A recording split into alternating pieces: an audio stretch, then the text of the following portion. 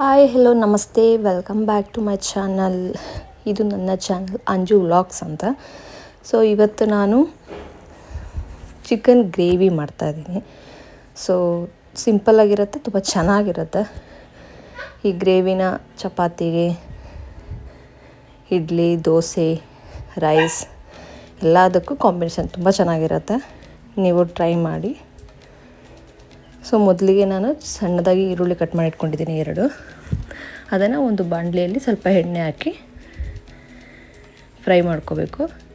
ಈ ಈರುಳ್ಳಿನ deep fry ಮಾಡ್ಕೋಬೇಕು.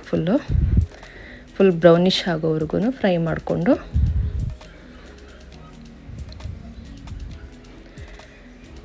ನೋಡಿ, ಫುಲ್ ಬ್ರೌನಿಷ್ ಆಗಬೇಕದು. ಬ್ರೌನಿಷ್ ಆಗಿದೆ. ಈಗ ಇದನ್ನು ಒಂದು ಪ್ಲೇಟಲ್ಲಿ ತೆಗೆದಿಟ್ಕೊತೀನಿ.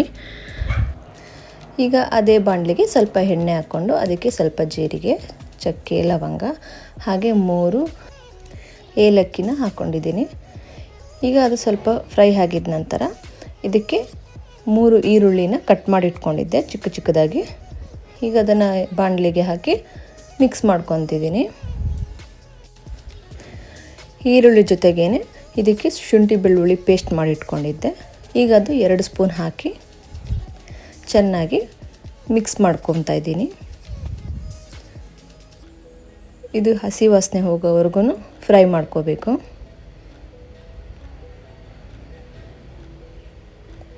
ಇದು ಚೆನ್ನಾಗಿ ಫ್ರೈ ಆಗಿದ ನಂತರ ಇದಕ್ಕೆ ಸ್ವಲ್ಪ ಅರಿಶಿನ ಪುಡಿ ಹಾಕ್ಕೊಂಡು ಫ್ರೈ ಮಾಡ್ಕೊತೀನಿ.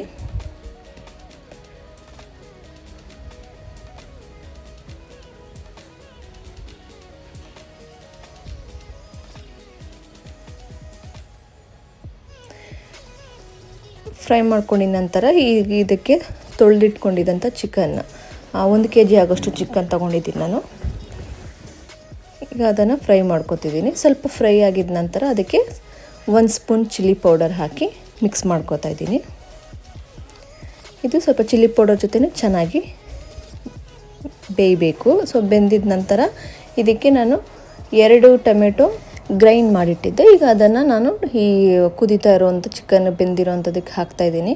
ಸೊ ಇದನ್ನು ಹಾಕಿ ಚೆನ್ನಾಗಿ ಫ್ರೈ ಮಾಡ್ಕೋಬೇಕು.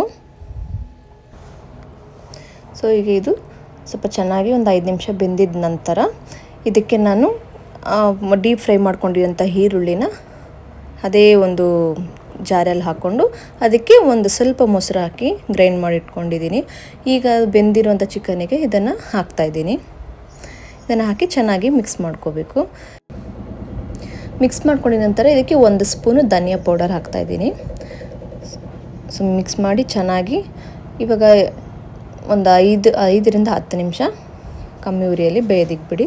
ಇದಕ್ಕೆ ಸ್ವಲ್ಪ ನೀರು ಹಾಕಿ ಚೆನ್ನಾಗಿ ಕುದಿಯೋದಕ್ಕೆ ಬಿಟ್ಟಿದೆ. ನಿಮಗೆ ಎಷ್ಟು ಗ್ರೇವಿ ಬೇಕೋ ಅಷ್ಟು. ಇದಕ್ಕೆ ನಾನು ಕುದ್ದಿದ ನಂತರ 2 ಮೆಣಸಿನ್ಕಾಯಿ ಕಟ್ ಮಾಡಿ ಹಾಕಿದ್ದೀನಿ, ಹಸಿರು ಮೆಣಸಿನ್ಕಾಯಿ, ಹಾಗೆ ಕರಿಬೇವು ಹಾಕಿದ್ದೀನಿ. ಈ ಸ್ವಲ್ಪ ಗ್ರೇವಿಯಲ್ಲಿ ಸ್ಮೆಲ್ ತುಂಬ ಚೆನ್ನಾಗಿರುತ್ತೆ ಹಸಿ ಹಾಕೋದ್ರಿಂದ ಲಾಸ್ಟಲ್ಲಿ. ಸೊ ಆಗಿದ ನಂತರ ಇದಕ್ಕೆ ಹಾಕಿ ಚಿಕನ್ ಗ್ರೇವಿ ರೆಡಿ. ಸೊ ಯಾರೆಲ್ಲ ನನ್ನ ಚಾನಲ್ನ ಸಬ್ಸ್ಕ್ರೈಬ್ ಮಾಡಿಲ್ವೋ ದಯವಿಟ್ಟು ಸಬ್ಸ್ಕ್ರೈಬ್ ಮಾಡಿ. Thank you so much for watching.